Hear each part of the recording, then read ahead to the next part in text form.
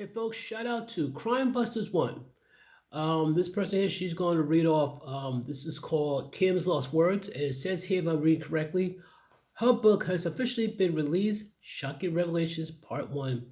And it reads in the front cover, it says, "A Journey for Justice from the Other Side." Yeah, basically from the other side, was of the living, basically.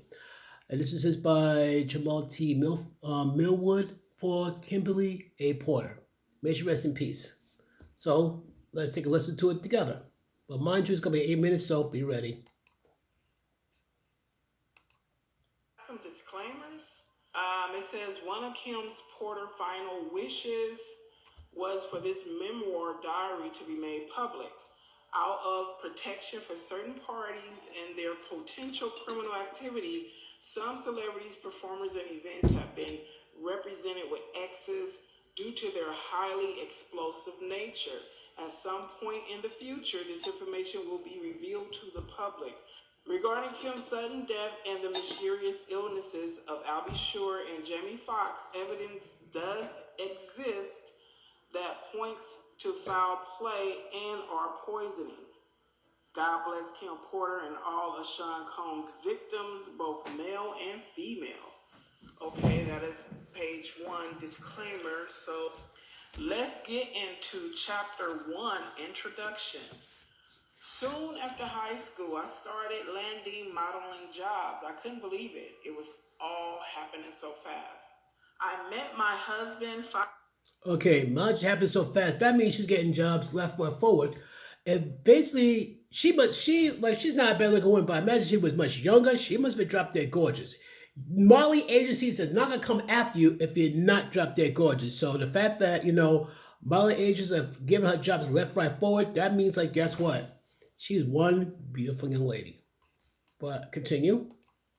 Father of my oldest child and one of my oldest friends in life, Albie Shore. It was a whirlwind romance. Albie Shore. That's never ever heard of for such a long time. I mean, a long time. Unbelievable. But if you still don't know who Albie Shore is, don't worry. I include him in the hyperlinks because, like I said, I know who he is. But as for Generation Z, I strongly doubt it. I was only 19 when we married, and no, it didn't work out. Al is still one of my best friends to this day. Our son Quincy is such a talented and wonderful young man.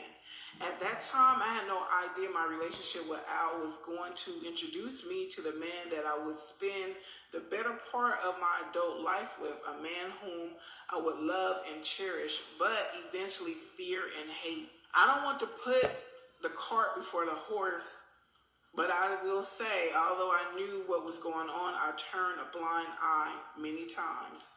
Here I have to tell this truth. Unfortunately, because deep down I knew everything that was happening, but I lied to myself a lot. He was so charming, a wolf in sheep's clothing, a devil, and I fell for it. This story must be told despite the fact it will hurt my children. I cannot hide it any longer. Sean Combs must be stopped. Chapter 2, Humble Beginnings. I was born to loving parents, Jake Porter and Sarah L. Porter, in the Peach State of Georgia. All through Columbus High School, when I graduated in 1988, I knew I was going to be famous. In the 10th grade, one of my best friends, Tina, said to me, "You won't make it here in Georgia." I knew if I really wanted to be famous, I would have to leave my hometown and my home, Georgia. That conversation was so important, so I look back now. It changed my life. I met Al while I was working in the industry. He was so dope and charming, and I had such a crush on him. We were married before I knew it, and Quincy was on the way, but I was young, and it felt like it wasn't going to last. It was a little heated between us after we separated, but we got past that quickly. He is just a super dope guy and an amazing father. Though we separated, we were forever bonded through Quincy. Thank you, Al. I will always love you. When I met Sean, he was cool. I didn't think much of him at the time. He was just another guy at the label. Uptown was huge, and we were all living our best life. But Sean... Okay, remember the name. Uptown Records, I think, is one of records that I think that Diddy's behind. I'll be sure. Oh, I forgot the other guy's name, but there's several people involved in it though. But keep that name in mind. Uptown Records. Continued to lay on the charm, and before I knew it, we were dating. As a young single mom at one of the hottest companies in the world, life couldn't get any better. Then it did. My boyfriend was getting even bigger. Sean does seem like the type that can charm you, like, man, he is so cool, until he lets the demons out. Let's continue. He and Clive would hang out a lot, but Basically, Clive Davis, if I remember correctly, yeah. He's the one who mentored P. Diddy. He's the Palpatine to Diddy's Darth Vader. I didn't think anything of it. I mean, that was his boss, and he was doing things bigger than most men dare to even dream. I did a video talking about Clive and the other men that mentored Diddy, and you guys can check it out. I think I'm gonna put it in the description of this video. Then it happened. I mean, okay, I was a little bit of a freak. I really enjoyed myself with my partner. And toys are one thing, but I never imagined having a man I was dating asking me to use a toy on him. The first time he said he just wanted to experiment, try something new, I was grossed out, but he kept begging. He said it would only be this one time, and he was just curious. I was only 20 at the time. I said, what the hell? I hated it. He bled from it, and there was ish on it. I left him alone after that. Chapter 3, Second Chances. Sean kept reaching out, and I kept ignoring his calls. Eventually, in a few weeks, we ran into each other at an event. He came over and sat next to me. We were cordial.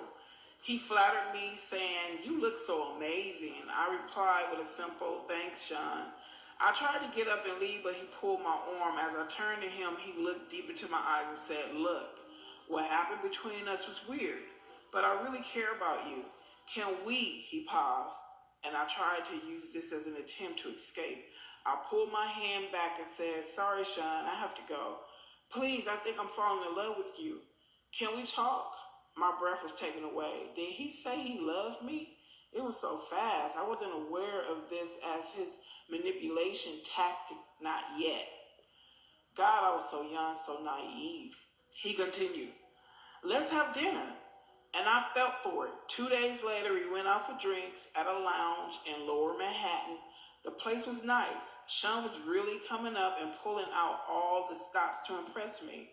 He pulled the chair out for me to sit. Back then, he was always a gentleman.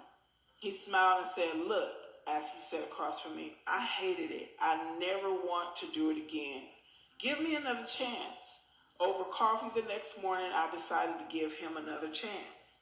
For the next year and a half, things seemed pretty normal. It was fun, things were going great, and we were living the dream that I dreamt about throughout my youth. Sean and Clive were working on Bad Boy, and he had his first couple artists. He picked up Craig Mack, then some rapper from West Coast called Notorious B1, to help Chris develop. He was collaborating with the biggest names in hip-hop to make it happen. Things could not be more amazing. Then he asked me to do it again. It was insane. Sean said, "Baby, I can't stop thinking about it." "What the hell are you talking about?" I responded. Sean continued, I just can't stop thinking about that night. It was amazing. Can you screw me one more time, please?" I became infuriated. "Why don't you go to Clyde? He is the one screwing you, isn't he?" Then Sean hit me. This was the first time he slapped me hard. Before I could form words, he began to beg, I'm sorry." Holding my cheek where he hit me, I turned and ran off. That should have been it, but I guess I'm a glutton for punishment. He sent flowers and a bunch of expensive gifts. Then we bumped into each other at another industry event. He sat down next to me. This was deja vu. Sean started, "Imagine running into you here." "Get the F away from me," I forced out. He became more serious as he said, "Look, baby, I'm sorry." But I just glared at him. There's nothing you can ever say to me. Nothing. After an awkward silence, he finished. You know I love you. I love your son. He's my son. I don't know how to fix this, but I'll do anything. I'm sorry. Ish. He can be so sweet. Here we go with the love thing. This time it's not falling in. He was great with Quincy, and to be honest, despite everything, I missed him. As he stood to walk away, I remember hearing myself say, call me later. What the F is wrong with me? Chapter 4, Forgiveness. It has some disclaimers. Woo-wee, that was something. That was something. That was like the clean section, the clean chapters, because like when you get to like the deeper chapters, the deep waters, yeah, it gets deeper, murkier, dirtier. I mean, seriously, dirty as in make your kids leave. But what do you think with those chapters like 1 through 3?